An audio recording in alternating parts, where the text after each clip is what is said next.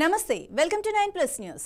ఖమ్మం జిల్లాలో పెను ప్రమాదం జరిగింది. ప్రయాణికులతో వెళ్తున్న ఒక ప్రైవేట్ ట్రావెల్ బస్ అదుపు తప్పి రైల్వే బ్రిడ్జిని ఢీకొట్టింది. ఈ దుర్ఘటనలో బస్సులో ప్రయాణిస్తున్న 22 మంది తీవ్రంగా గాయపడ్డారు. వారిలో 4 పరిస్థితి ఆందోళనకరంగా ఉంది.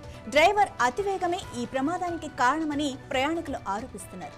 ఖమ్మం జిల్లా పెనుబల్లి మండలం కొత్తలంకపల్లి వద్ద ఈ ప్రమాదం జరిగింది. ఏపీలోని ఏలూరు జిల్లా ముసునూరు నుంచి హైదరాబాద్కు 30 మందికి పైగా ప్రయాణికులతో శ్రీ కావేరీ ట్రావెల్స్ బస్సు బయలుదేరింది.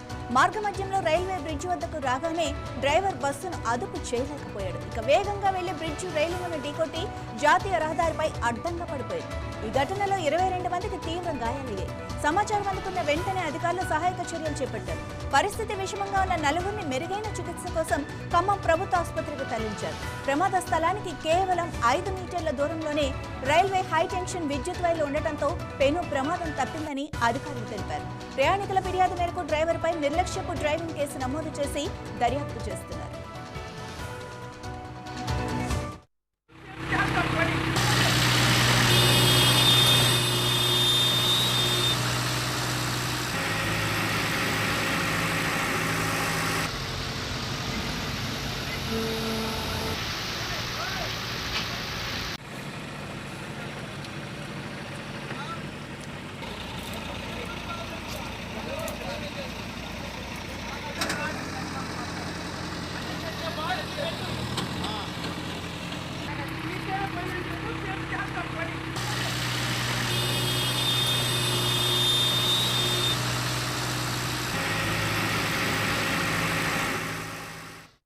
ఈ బండి ముస్నూరు నుంచి హైదరాబాద్ వెళ్తుంది. నేను సీతాండ నుంచి సత్తుపల్లిలో నేను మా పాప బండి ఎక్కాం. మా పాప ఎదురు సీట్ దొరికింది, నాకు వెనక సీట్ ఇచ్చారు. ఏసీ బస్ మేము పడుకున్నాం. సడన్ గా సౌండ్ వచ్చి బండి ఇక్కడ లంకపల్లి దగ్గర ఉన్న రైల్వే బ్రిడ్జ్ దగ్గర కూలటం జరిగింది. కానీ బండి అయితే చాలా స్లోగా పడింది. కానీ ఆ తర్వాత అందరూ భయపడ్డారు. ఒకళ్ళు మాత్రం వచ్చి వెనకాల అద్దం పగలగొట్టారు. ఆ తర్వాత నేను బయటకు వచ్చి ఒక రాడ్ ఇస్తే డోర్లు పగలగొట్టి కొంతమందిని బయటకు తీయటం, లగేజ్లు తీయటం జరిగింది. కానీ ఎవరు ప్రాణాలు బాగాలేదు. ఒక లేడీకి మాత్రం కాలికి గట్టిగా గాయాలయ్యాయి.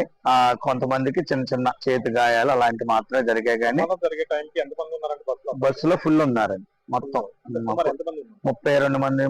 ఎన్ని సీట్లు ఉంటే అంతమంది ఉంటారు. ఎగ్జాక్ట్ గా సీట్లు అని మాకు ఐడియా లేదు, కానీ సీట్లన్నీ ఫుల్ ఉన్నాయి. డ్రైవర్ మా ఒక్కడ ఉన్నాడు. అది జరిగిన సంగతి. నేను లాస్ట్ సీట్ కూర్చున్నాను, కింద లాస్ట్. మా పాప ఫస్ట్ సీట్ లో కూర్చుంది. ఏమనిపి ఫస్ట్ మామూలుగా తర్వాత పడ్డా కరుస్తుంటే అప్పుడు కొంచెం కంగారు అయితే పడలేదు. కానీ మాకు కూడా అర్థం కాల, షాక్ లో ఉన్నాము.